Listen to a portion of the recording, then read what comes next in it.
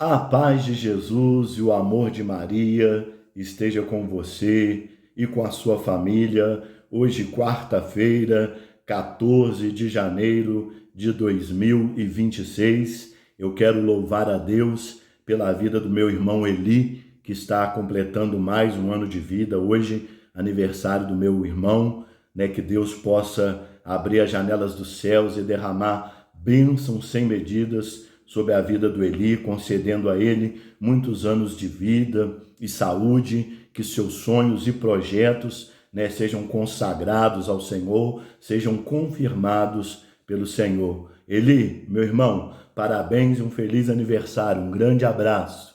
Deus te abençoe. Vamos iniciar a nossa leitura orante desta quarta-feira, em nome do Pai, do Filho e do Espírito Santo. Amém.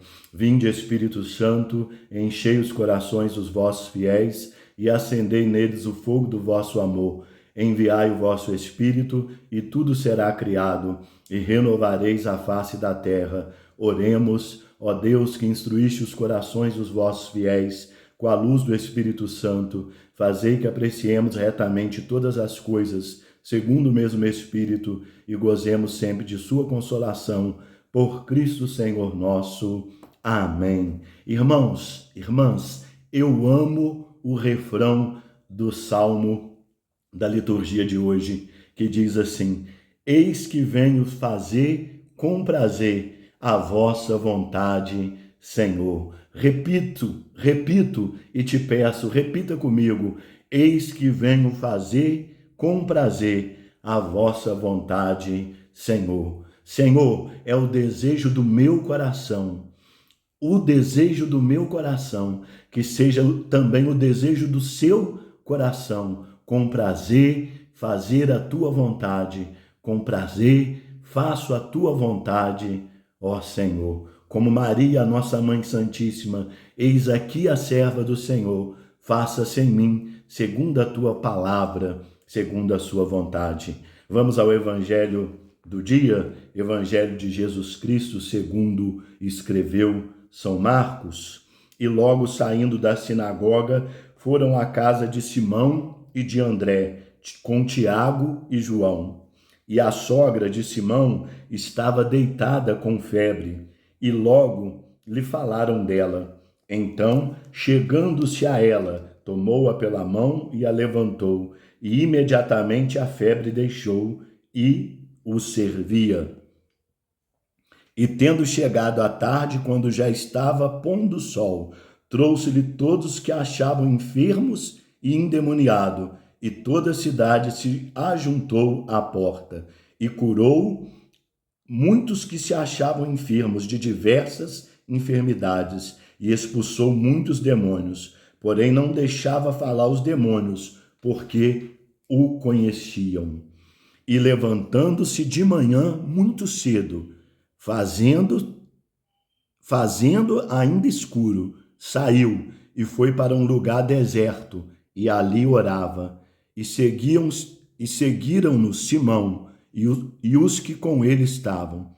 E achando, lhe disseram: todos te buscam. E ele lhes disse: vamos às aldeias vizinhas, para que ali também pregue, porque para isso vim. E pregava nas sinagogas deles por toda a Galileia e expulsava os demônios. Palavra da salvação, glória a vós, Senhor.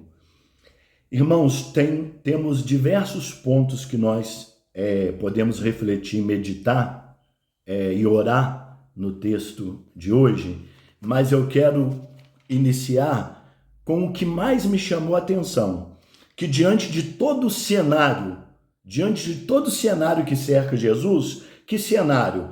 A cura da sogra de Pedro, os enfermos que eram curados, os endemoniados que eram livres, que eram libertos. O texto faz questão de dizer que de manhã, ainda cedo, ainda escuro, Jesus foi para um lugar deserto para orar. Repetindo, Jesus foi para um lugar deserto para orar. Quando eu vejo Jesus se retirando para a oração, quando eu vejo Jesus te retirando para um lugar deserto para orar, eu vejo a importância e o valor que tem a oração na nossa vida. E eu digo isso porque Jesus era filho de Deus, Jesus era Deus, mas ao longo de vários evangelhos, nós vamos ver Jesus orando com seus discípulos ou Jesus se retirando, ficando a sós para a oração. Se Jesus, que era filho de Deus e era Deus, ele reconhecia na sua vida a importância e a necessidade da oração, o chamado do Evangelho para a nossa vida nesse dia. É um chamado para uma vida de oração. A nossa reflexão é como anda ou como está a nossa vida de oração. Será que a minha vida de oração é só quando eu estou na missa? A minha vida de oração é só quando eu estou diante de Jesus na Eucaristia, na adoração ao Santíssimo Sacramento? Porque o ápice da nossa vida de oração é a Santa Missa. É o ápice da nossa vida de oração. Estar diante de Jesus Eucarístico no Santíssimo Sacramento em adoração também muito importante e necessário. Mas a reflexão e na nossa vida pessoal? Porque Deus é um Deus que quer relacionamento e intimidade conosco. Nós nos tornamos filhos em Jesus para que nós tenhamos relacionamento com Deus. E uma das formas de manter um relacionamento com Deus é através da nossa vida de oração. Então, a primeira reflexão que fica para nós: como anda a nossa vida de oração? Será que em casa eu tenho momentos, eu tenho tempo, oportunidade de a sós fazer a minha oração pessoal, de falar com Deus através da oração, de refletir, de meditar a sua palavra, né? Ou será que nós não estamos praticando isso na nossa vida? Então é a primeira reflexão. E essa reflexão nos leva à ação, até porque a palavra oração, nós vamos ter a junção de duas palavras: orar, ação. Ou seja, orar, nós falamos, nós conversamos com Deus. Ação, a oração nos leva a uma atitude, nos leva à ação. E aí, encerrando, a nossa ação nesse dia é refletir, reconhecer como anda a nossa vida de oração e colocar em prática uma vida de oração, uma vida de relacionamento com Deus. A segunda coisa, a Bíblia vai dizer que quando Jesus chega ali, que aquela mulher, a sogra de Pedro, está enferma, está doente, ele estende a mão a ela, a levanta, imediatamente ela é curada e começa a servir. O Senhor Jesus, ele nesse dia, diante da realidade de fragilidade, diante da realidade de fraqueza, de alguma enfermidade, de algum problema, de alguma necessidade, diante de alguma coisa, de alguma realidade que você está vivendo, ele está estendendo as mãos para você, para te levantar. A primeira coisa que ele quer fazer não é te curar, não é trazer uma cura física, uma restauração na sua saúde. A primeira coisa que ele quer fazer é estender as mãos para você e te levantar e te colocar de pé.